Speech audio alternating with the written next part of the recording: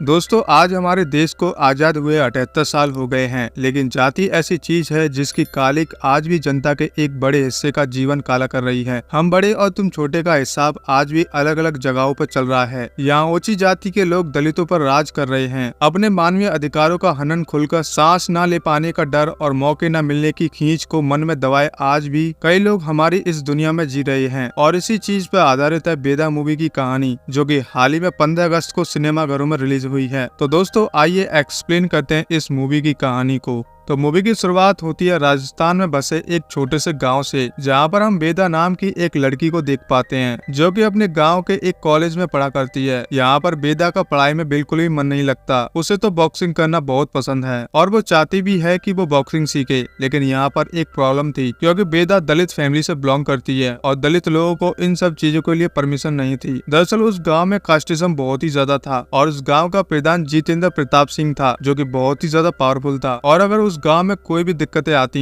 तो प्रधान ही उन्हें हैंडल किया करता था। कहीं ना कहीं प्रधान खुद को उस गांव का भगवान समझा करता था। वह सबके सामने ऐसे दिखावा करता कि वह कभी भी छोटी जात बड़ी जात में भेदभाव नहीं करता। लेकिन जब न्याय करने की बारी आती तो वह अक्सर अपने लोगों का साथ देता। तो वहीं बेदा की बात करें तो वह कास्टिज्म से तंग आ गई थी। यहाँ तक कि बेदा को प्यूरीफायर से पानी तक भी पीने भी नहीं दिया जाता था, और अगर उसे पानी पीने हो तो उनके लिए एक अलग से मटका रखा जाता। इसलिए बेदा परेशान होकर यहाँ से निकलना चाहती थी। इसलिए वो डिसाइड करती है कि वो बॉक्सिंग सीखेगी और स्पोर्ट्स कोटा से जॉब हासिल करेगी। तभी वहाँ पर बेदा की भाई की गर्लफ्रेंड आती है और बेदा को एक गिफ्ट देती है। दरअसल उसके भाई की गर्लफ्रेंड एक अपर कास्ट से बिलोंग करती थी, इसलिए वह ऐसे ही छुपकर उसके भाई के लिए गिफ्ट भेजा करती थी। अब बेदा की फैमिली की बात करें तो उसकी फैमिली में उसका भाई और एक बहन है जिसका नाम गहना है, और साथ ही उसके माता पिता भी हैं। बेदा अपने भाई को समझाती है कि वह अपने प्यार वाले मामले को सोच समझकर आगे बढ़ाए, क्योंकि उसके भाई की गर्लफ्रेंड अपर कास्ट की है और अगर इसके बारे में गाँव वालों को पता चल गया तो पता नहीं उनके साथ क्या करेंगे। जिस पर उसका भाई कहता है कि वह चिंता न करे, ऐसा कुछ भी नहीं होगा। जिसके बाद बेदा अपनी बहन के साथ एक शादी में जाती है, जहाँ पर लड़की अपर कास्ट से थी और लड़का लोअर कास्ट से था। लेकिन जब उनकी शादी हो रही थी तभी वहाँ पर प्रधान के लोग आते हैं और उन दोनों को मार देते हैं। यह देखकर बेदा और उसकी बहन काफी ज्यादा डर गए थे। प्रधान का भाई भी वहाँ पर आया था और वह जब बेदा को देखता है तो वह उसे जोर से थप्पड़ मारकर चला जाता है, क्योंकि उन लोगों के लिए यह सब करना काफी आम बात थी। तो वही बेदा यही सोच रही थी कि कब उन्हें इस सब से छुटकारा मिलेगा। जिसके बाद अभिमन्यु को देखते हैं, जो कि कश्मीर में था। दरअसल अभिमन्यु एक आर्मी ऑफिसर है और आज वो एक मिशन पर जा रहा था। दरअसल अभिमन्यु डॉक्टर बनकर एक टेररिस्ट के घर में जाने वाला था। जब अभिमन्यु वहाँ पर जाता है और टेररिस्ट की बेटी को चेकअप करने लगता है, लेकिन उसके हाथ में कुछ श्लोक लिखे थे, जो देखने पर वो टेररिस्ट समझ जाता है कि यह डॉक्टर फेक है। इसलिए वो अभिमन्यु को पकड़ लेता है और उसे मारने वाले थे। जिसके बाद अभिमन्यु सबको मारने लगता है। दूर से एक स्नाइपर भी अभिमन्यु की मदद करता है और अभिमन्यु टेररिस्ट को काफी बुरी तरह से मारता है। लेकिन अभिमन्यु के सीनियर्स चाहते हैं कि वह कश्मीरी नाम के टेररिस्ट को जिंदा पकड़े, लेकिन अभिमन्यु उनकी बात नहीं सुनता और उस टेररिस्ट का गला काट देता है। यहाँ पर हमें मालूम चलता है कि कुछ समय पहले उसी टेररिस्ट ने अभिमन्यु की वाइफ को भी मार दिया था और अभिमन्यु ने अपनी वाइफ की मौत का बदला ले लिया था। लेकिन अभिमन्यु ने सीनियर्स के ऑर्डर्स ना मानकर रूल तोड़ा था, इसलिए उसे आर्मी से निकाल दिया जाता है। जिसके बाद अभिमन्यु उसी गाँव में आता है जहाँ पर बेदा रहती है। दरअसल अभिमन्यु की वाइफ उसी गाँव से थी और उसने अभिमन्यु से कहा था कि अगर उसे कुछ हो गया तो वह उसके पिता के पास चला जाए, क्योंकि उसके पत्नी के पिता भी अकेले थे। जिसके बाद अभिमन्यु अपनी पत्नी के पिता के साथ रहने लगता है। अगले दिन जब वो दोनों जॉगिंग पर जाते हैं तो अभिमन्यु देखता है कि एक सूटकेस के पास कुत्ता काफी भौंक रहा था। जब अभिमन्यु सूटकेस चेक करता है तो उसमें एक लड़की की लाश थी। दरअसल वो लड़की वही थी जिसकी कल शादी हो रही थी, यानी कि प्रधान के आदमियों ने उसे मारकर उसकी लाश को फेंक दिया था। जिसके बाद अभिमन्यु इसके बारे में पुलिस को रिपोर्ट करता है, लेकिन पुलिस वाले कुछ भी नहीं करते, क्योंकि वह जानते थे यह सब किसका काम है और वह उनके खिलाफ नहीं जा सकते। तो वही अभिमन्यु के पिता अभिमन्यु से कहते हैं कि वो उसे उनके कॉलेज में जॉब दिला देंगे। दरअसल उनके कॉलेज में बॉक्सिंग के असिस्टेंट कोच की जगह खाली थी, इसलिए वो अभिमन्यु से कहते हैं कि वह प्रधान जी से बात करेंगे और उनसे सिफारिश लेकर वो उसे जॉब दिलवा देंगे। जिसके बाद उसके पिता अभिमन्यु को प्रधान जी के पास लेकर जाते हैं। यहाँ पर प्रधान कहता है कि अभिमन्यु की वाइफ उसकी बहन जैसी थी, इसलिए वह अभिमन्यु को जॉब दे देता है। जिसके बाद अगले दिन जब अभिमन्यु कॉलेज में आता है तो वो देखता है कि वहाँ पर काफी सारे स्टूडेंट बॉक्सिंग सीखने के लिए आए थे, जिसमें से एक बेदा भी थी। वो देखता है कि जैसे स्टूडेंट्स आए जा रहे थे बेदा पीछे जा रही थी क्योंकि जो अपर कास्ट के स्टूडेंट थे उनके आगे खड़ा रहना बेदा को अलाउ नहीं था। जिसके बाद वहाँ पर प्रधान का भाई आता है और सबसे नाम पूछने लगता है। जब वो बेदा का नाम पूछता है तो वो उसके ऊपर हंसने लगता है कि वह बॉक्सिंग सीख कर क्या करेगी, क्या वह अपनी औकात भूल चुकी है। वो बेदा से कहता है कि वह जाकर यहाँ की साफ सफाई करे। अब बेदा के पास उसकी बात मानने के अलावा कोई भी ऑप्शन नहीं था, इसलिए बेदा वहाँ की साफ सफाई करने लगती है।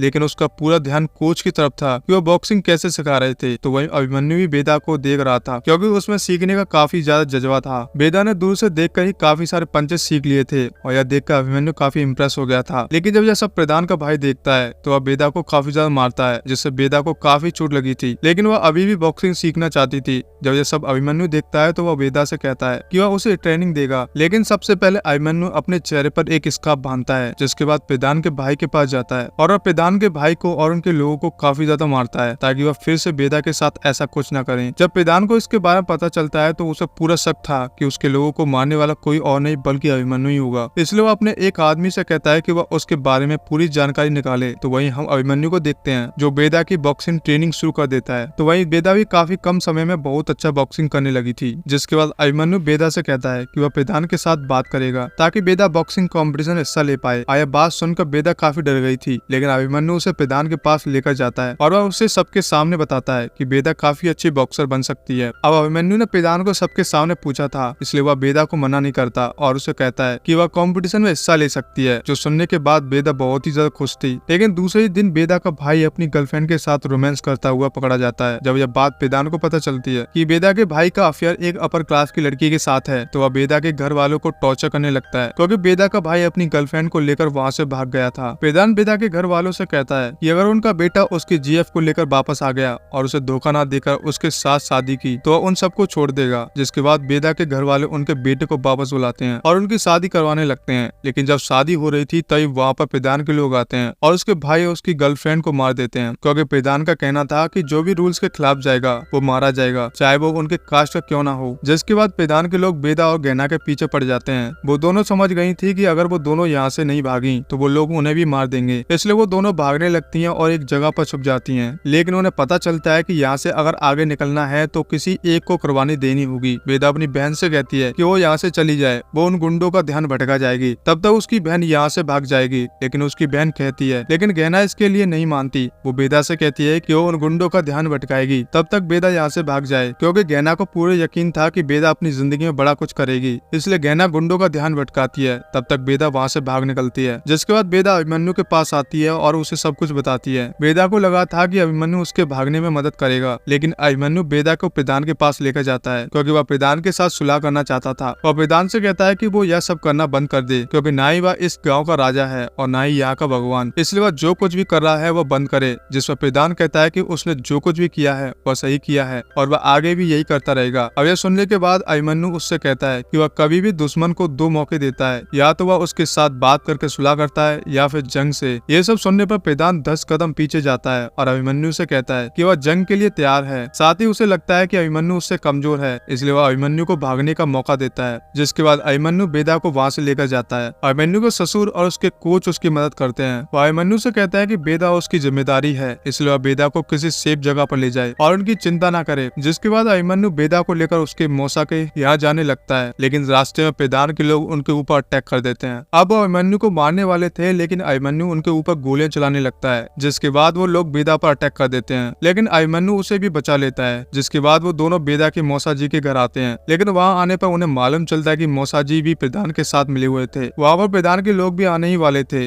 इसलिए फिर से अभिमन्यु बेदा को लेकर वहाँ से भाग निकलता है। जिसके बाद वह दोनों इसी तरह से छुपकर भाग रहे थे क्योंकि प्रधान ने पुलिस वालों को भी वार्न किया था कि वह अभिमन्यु और बेदा को पकड़ें और उन्हें जिंदा उसके पास लेकर आए। इसलिए पुलिस वाले भी उन्हें हर जगह ढूंढ रहे थे। जब बेदा यह सब देखती है तो वह अपने बाल काट देती है ताकि कोई उसे पहचान न पाए और वह यहाँ से भाग सके। तभी अभिमन्यु को मालूम चलता है कि बेदा के पिता कहाँ पर हैं, इसलिए वह बेदा को वहाँ लेकर जाते हैं। तो उसके पिता बेदा को देखकर काफी इमोशनल हो जाते हैं। वह बेदा से कहता है कि वह यहाँ से कहीं दूर भाग जाए, लेकिन बेदा कहती है कि अब उसने सोच लिया है कि उसे क्या करना है। बेदा कहती है कि वह कोर्ट में जाएगी और अपने लिए इंसाफ मांगेगी। साथ ही वह प्रधान और उसके लोगों को सजा दिलवाएगी ताकि जो उसके साथ हुआ है वह किसी और के साथ ना हो। आज जब वह लोग बातें कर रहे थे तभी वहाँ पर प्रधान का भाई और उसके लोग आते हैं और इन सबको पकड़ लेते हैं, लेकिन अभिमन्यु उन सबको मार देता है और उन्हें कुछ इस तरह से बंद करता है कि दरवाजा खोलने खोलने पर उनकी मौत हो जाए। जब पेदान अपने बाकी लोगों को लेकर आता है और दरवाजा ओपन करता है तो उसके भाई के साथ साथ उसके काफी सारे आदमियों की मौत हो जाती है, जो देखने के बाद पेदान बहुत ही ज्यादा गुस्से में आ जाता है। तो वही अभिमन्यु काफी ज्यादा घायल हो गया था,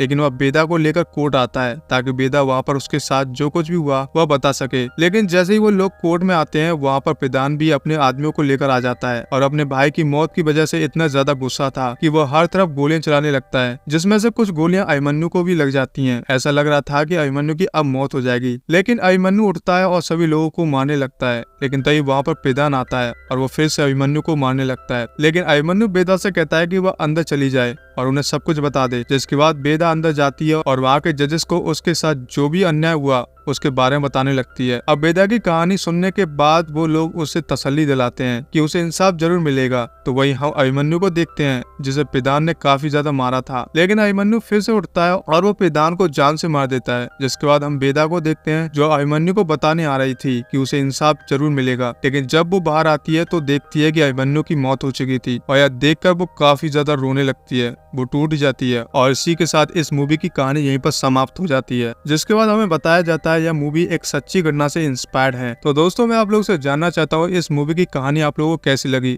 तो कमेंट करके जरूर बताइएगा। तो दोस्तों आप लोग इसी तरह की और भी मूवीज देखना और पाना चाहते हैं तो प्लीज हमारे चैनल को जरूर सब्सक्राइब कीजिएगा। तो दोस्तों फिर मिलते हैं एक और बेहतरीन मूवी के साथ, तब तक के लिए आप हमारे चैनल को जरूर सब्सक्राइब कीजिएगा। जय हिंद दोस्तों।